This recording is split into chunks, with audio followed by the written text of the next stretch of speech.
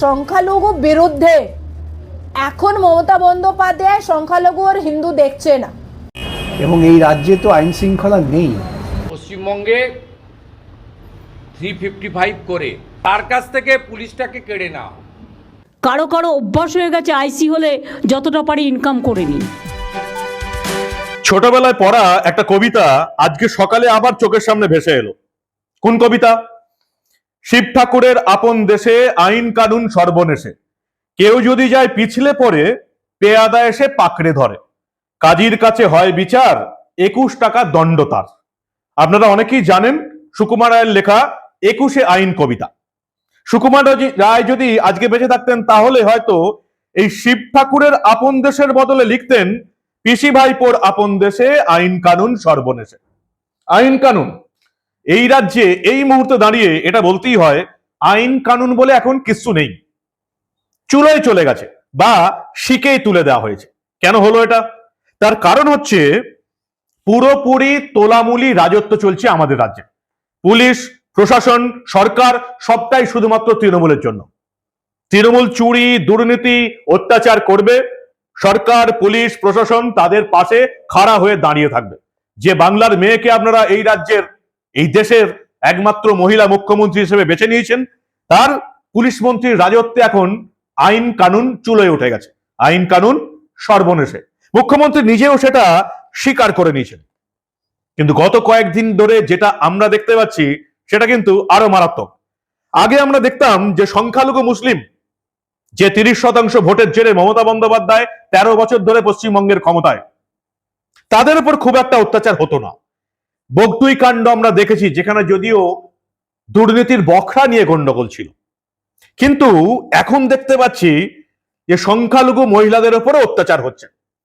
গত কয়েকদিন ধরে একটার পর একটা ঘটনা আমরা দেখতে পেলাম। এবার ঘটলো বর্ধমানে, সংখ্যালঘু সম্প্রদায়, মুসলিম সম্প্রদায়ের 2 বৃদ্ধ বৃদ্ধাকে রীতিমতো সালিশি সভায় না যাওয়ার জন্য মারধর করা হলো। একটার পর একটা ঘটনা। ব্যর্থ পুলিশ মন্ত্রী। ঠিক কি সিচুয়েশনে অবস্থা এখন আমরা দাঁড়িয়ে রয়েছি? বিরোধীরা কি বলছেন? সত্যি কি বিরোধীদের তেমন আন্দোলন আছে? সবটা শোনাবো, দেখাবো আপনাদের।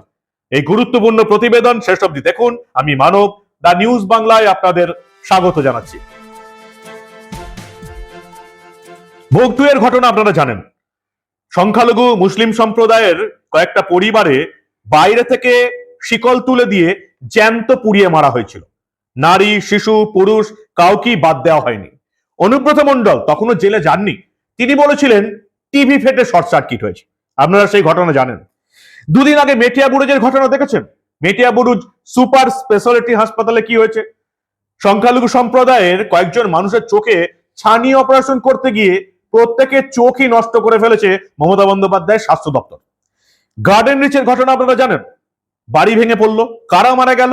সেই সংখ্যালঘু সম্প্রদায় যে 30% ভোটের জেরে 2021-এও ভোটে জিতেছেন মমতা বন্দ্যোপাধ্যায়, 2024-এও 29টা আসন পেয়ে লোকসভায় তিনি বিজেপিকে ধরাশায়ী করে দিয়েছেন।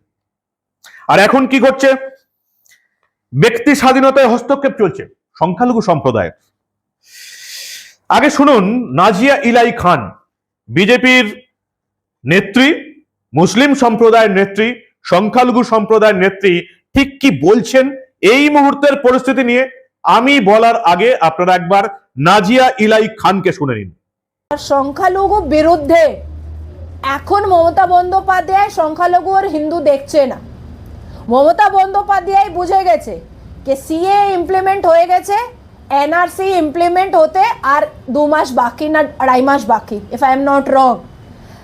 যদি এনআরসি ইমপ্লিমেন্ট হয়ে যাবে তাহলে এই যে এখানের বাসিন্দা মুসলমানরা আছে, যা জন্ম থেকে পশ্চিমবঙ্গের বাসিন্দা আছে, তারা নিজেরই সামনে এসে বলে দেবে এরা ঘুষপেটিয়া মুসলমান, এরা ঘুষপেটিয়া মুসলমান। তার জন্য মুখ্যমন্ত্রী 2-4-5 হাজার মুসলমান মেয়েদের সঙ্গে এই হিংসা কার্যক্রম, এই হিংসা ড্রামা স্টার্ট করিয়ে এখানের বাসিন্দা মুসলমানকে ভীত করার চেষ্টা করছেন। দ্বিতীয় কথা, মণিপুর যা একটা হয়েছিল, আমি একজন মহিলা, আমি মণিপুর ইনসিডেন্টকেও আমি নিন্দা জানাবো, কিন্তু স্পেসিফিক্যালি মণিপুর শুধু বলবো না।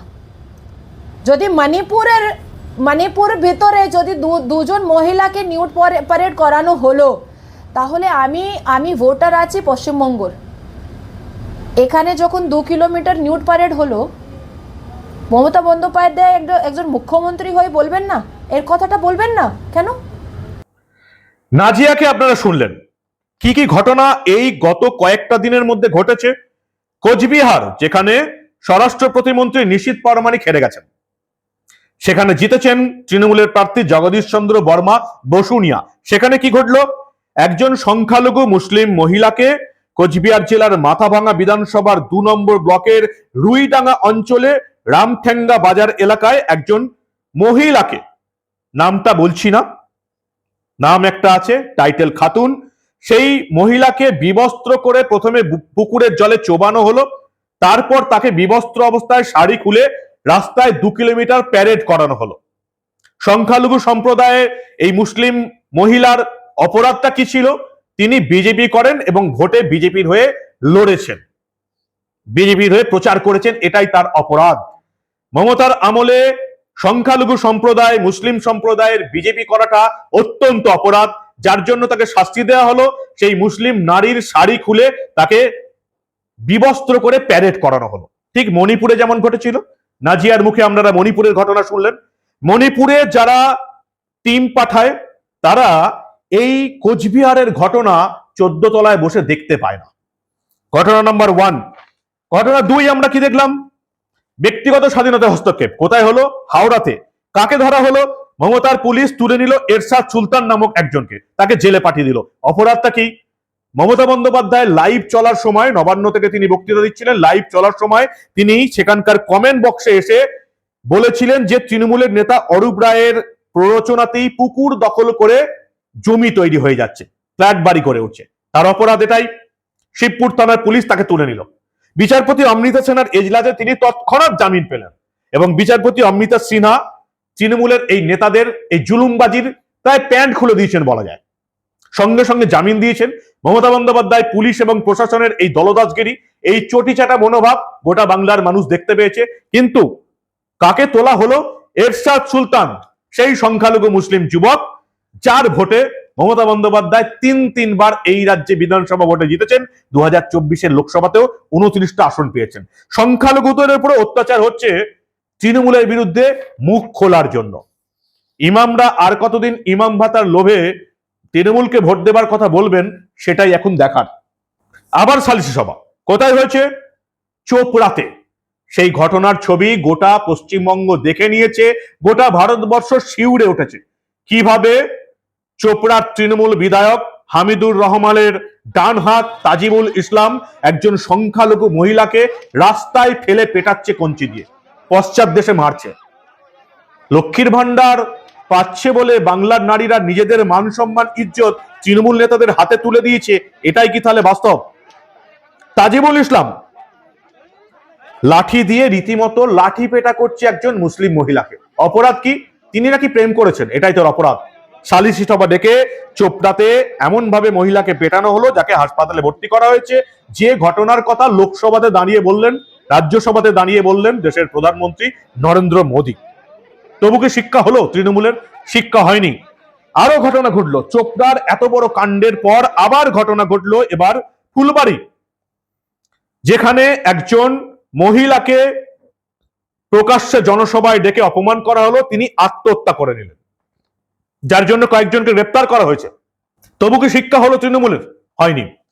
আবার সেই একই ঘটনা, হিন্দুদের পাশাপাশি এবং এবার মুসলিমদের কিন্তু রেহাই দিচ্ছে না তৃণমূল কংগ্রেস। এই ঘটনা কোথায় হয়েছে? যে ঘটনা আজকে এই মুহূর্তে খবর এসছে, সেটা হয়েছে বর্ধমান জেলায়, পূর্ব বর্ধমান জেলায় জামালপুর ব্লকের চকদিঘি পঞ্চায়েত এলাকার প্রত্যন্ত গ্রাম কুবাজপুর। সেখানে কি হয়েছে? সেখানে এলাকার যুবক বশির আলী, তার বিয়ে নিয়ে, শাদী নিয়ে একটা ঝামেলা হয়েছে। তার জন্য তাদেরকে সালিশি সভায় ডাকা হয়েছিল। তারা ওই পরিবার তৃণমূলের নেতার ডাকা সালিশি সভায় যায়নি বলে বাড়িতে ঢুকে বশির আলীকে মারধর করা হলো এবং তার বাবা মা, 2 প্রৌঢ় দম্পতি, কি নাম তাদের, শেখ বোরহান আলী এবং শাহানারা বিবি, তাদেরকে উত্তম মধ্যম পেটানো হলো। কে পেটালেন? সালিশ সভায় কাকে ডাকা হয়েছিল, কে ডেকেছিলেন? তৃণমূলের অঞ্চল সভাপতি শেখ আজাদ রহমান। তৃণমূলের অঞ্চল সভাপতি শেখ আজাদ রহমান ওখানকার একেবারে অঘোষিত রাজা। তিনি ডেকেছেন সালিশি সভায় বশির আলী, তার বাবা শেখ বোরহান আলী, তার মা শাহানার বিবি যাননি। এত বড় আস্পর্ধা তৃণমূল ডেকেছে আর সংখ্যালঘু সম্প্রদায় যাবে না, এত বড় সাহস থাকাটা ঠিক নয়। তাই এই বশির আলী, বোরহান আলী এবং শাহানারা বিবির বাড়িতে ঢুকে উত্তম মধ্যম পেটানো হলো। দুজন চিঠি লিখেছেন, মুখ্যমন্ত্রী মমতা বন্দ্যোপাধ্যায়কে চিঠি লিখেছেন, এলাকার জেলার এসপি কে চিঠি লিখেছেন, জামালপুর থানাকে লিখেছেন যে এভাবে কি তাদেরকে বাড়িতে ঢুকে মারধর করাটা উচিত হয়েছে। কে জবাব দেবে? মমতা বন্দ্যোপাধ্যায় জবাব দেবে? তার নেতারা সংখ্যালঘু মুসলিম সম্প্রদায়ের মানুষকে পেটাচ্ছে।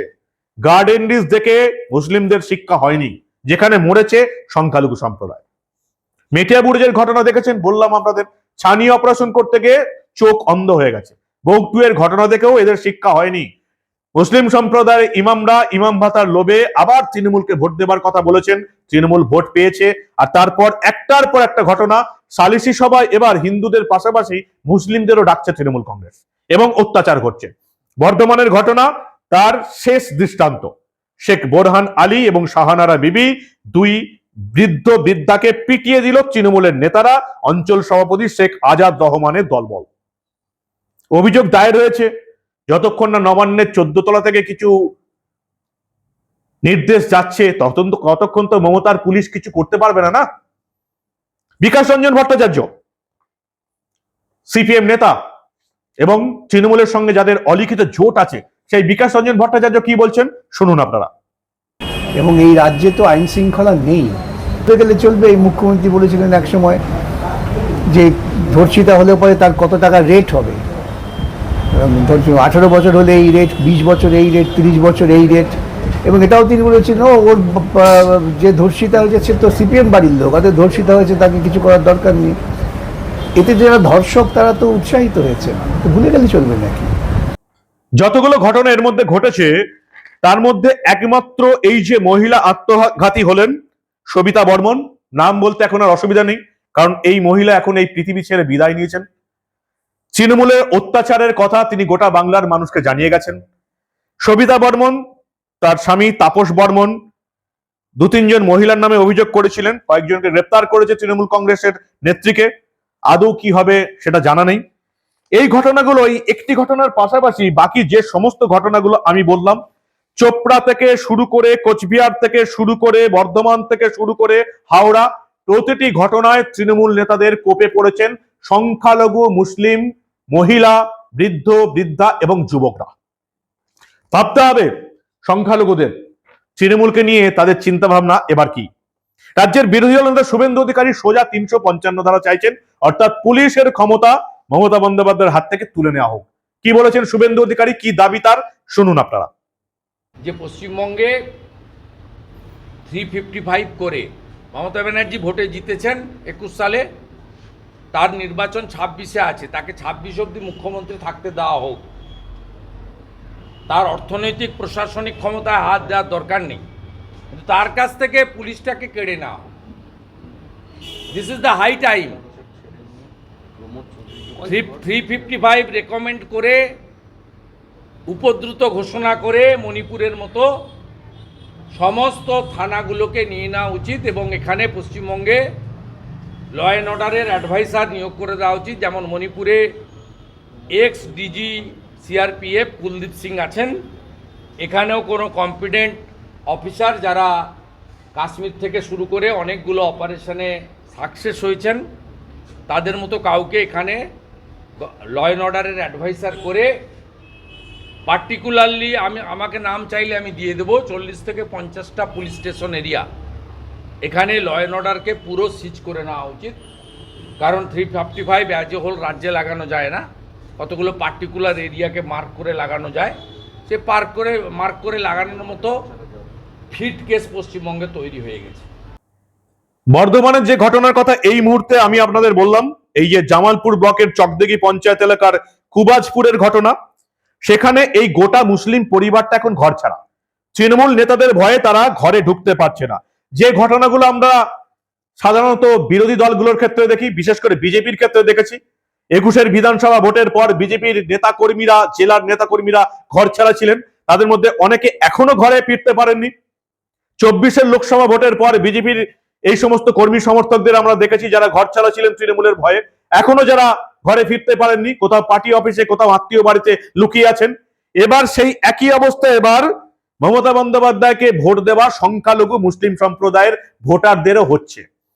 এই বশির আলী, শেখ বোরহান আলী এবং শাহানারা বিবি এরা এখন লুকিয়ে আছেন। তাদের জমিতে ফসল পড়ে থেকে নষ্ট হচ্ছে, ভবগুরহে, অর্ধাহারে, অনাহারে তাদের দিন কাটছে। অপরাধ কি? অপরাধ হচ্ছে তৃণমূল নেতার, বিখ্যাত নেতা, প্রভাবশালী নেতা, সেই নেতার অঞ্চল সভাপতি আজাদ রহমানের ডাকা সালিশি সভায় তারা যাননি, এটাই তার অপরাধ। অবশ্য এখানে বলার কিছুই নেই। স্বয়ং মমতা বন্দ্যোপাধ্যায় বলছেন আইসিরা, থানার আইসিরা শুধু টাকা কামাচ্ছেন। পুলিশ মন্ত্রী হিসাবে যদি থানার আইসিদের, ওসিদের টাকা কামানো বন্ধ করতে না পারেন, তাহলে তাকে ব্যর্থ না বলে কি সফল বলতে হবে? ব্যর্থ পুলিশ মন্ত্রী কবে ইস্তফা দেবেন সেটাই এখন দেখার। কি বলেছিলেন মমতা বন্দ্যোপাধ্যায়, ছোট্ট করে সেটাও একবার শুনে নিন আপনারা। কারো কারো অভ্যাস হয়ে গেছে আইসি হলে যতটা পারি ইনকাম করে নি। এই হচ্ছে এখন রাজ্যের পরিস্থিতি। চোপড়া, বর্ধমান, কোচবিহার, শিলিগুড়ি, হাওড়া, আর কত দেখবেন আপনারা। বাংলার যে মেয়েকে আপনারা ভোট দিয়ে এই রাজ্যের সিংহাসনে বসিয়ে রেখেছেন, সেই মেয়ে পুলিশ মন্ত্রী হিসাবে একেবারে ব্যর্থ। একের পর এক ঘটনা ঘটছে যেখানে তৃণমূল নেতারা এখন আইন, আদালত, বিচারপতি হয়ে বসে আছেন। সিপিএম কে কেন সরিয়েছিলেন? 34 বছরের বাম জমানার অবসান আপনারা ঘটিয়েছিলেন 2011-তে। কেন? তার প্রথম এবং অন্যতম কারণ ছিল সিপিএম নেতাদের দাদাগিরি। এলাকায় এলাকায় বিভিন্ন সমস্যার নামে যেভাবে সিপিএম এর নেতারা দাদাগিরি করতেন সেটা মানুষ মেনে নেয়নি। এবং তারপরে তো নন্দীগ্রাম, সিঙ্গুর নেতায়ের গণহত্যা এই সিপিএম এর বিদায়কে ত্বরান্বিত করেছিল। আপনারা সিপিএম এর এগেনস্টে ভোট দিয়েছিলেন। তৃণমূল রাজত্বে কি দেখছেন আপনারা? সিপিএম আমলে যেগুলো দেখে এসেছিলেন ঠিক একই জিনিস ঘটছে, উল্টে আরো বেড়ে গেছে। সালিশি সভায় ডাকা হচ্ছে, তৃণমূল নেতাদের অত্যাচার বেড়েছে, সেই সঙ্গে আছে চুরি, দুর্নীতি এবং আইন আদালতকে বুড়ো আঙুল দেখানোর খেলা। তবু আপনারা চুপ করে আছেন কেন? তার কারণ সিপিএম আমলে লক্ষ্মীর ভান্ডার ছিল না, তার কারণ সিপিএম আমলে পুজোর অনুদান ছিল না। লক্ষ্মীর ভান্ডারের লোভে বাংলার নারীরা যেমন ভোট দিচ্ছে তৃণমূল কংগ্রেসকে, তেমনি পুজোর অনুদানের লোভে পুজোর উদ্যোক্তারা, বাংলার এবং এই কলকাতার পুজো উদ্যোক্তারা তৃণমূলের পেছন ধরে আছে। সামান্য লোভের জন্য এই রাজ্যটাকে কোথায় নিয়ে যাচ্ছেন সেটা আপনারা বুঝতে পারবেন ওই আমি যেটা বলি, যখন নিজের পরিবারে আগুন লাগবে, নিজেদের পেছনে যেদিন আগুন লাগবে, নিজেদের বাড়ির নারীর যেদিন শাড়ি খুলবে এই তৃণমূলের নেতারা, সেদিন বুঝতে পারবেন কতটা ভুল আপনারা করে চলেছেন। আজকে অন্যরা বুঝতে পারছে, হিন্দুদের পাশাপাশি সংখ্যালঘু মুসলিমরা বুঝতে পারছে যে কি অবস্থায় আমরা তৃণমূলকে নিয়ে এসেছি। এবার আপনারা বুঝতে পারবেন যেদিন আপনাদের পরিবারে আগুন লাগবে। কি বলবেন আপনারা? আপনাদের মূল্যবান এবং গুরুত্বপূর্ণ মতামত জানান দা নিউজ বাংলার কমেন্ট সেকশনে। আর দেখতে থাকুন দা নিউজ বাংলা। আমরা বাংলা রাজনীতির এবং বাংলা প্রশাসনের এই রকম খবর একেবারে ডিটেলসে আপনাদের সামনে নিয়ে আসবো, আর এই ধরনের কোনো ঘটনা চেপে রাখতে দেব না।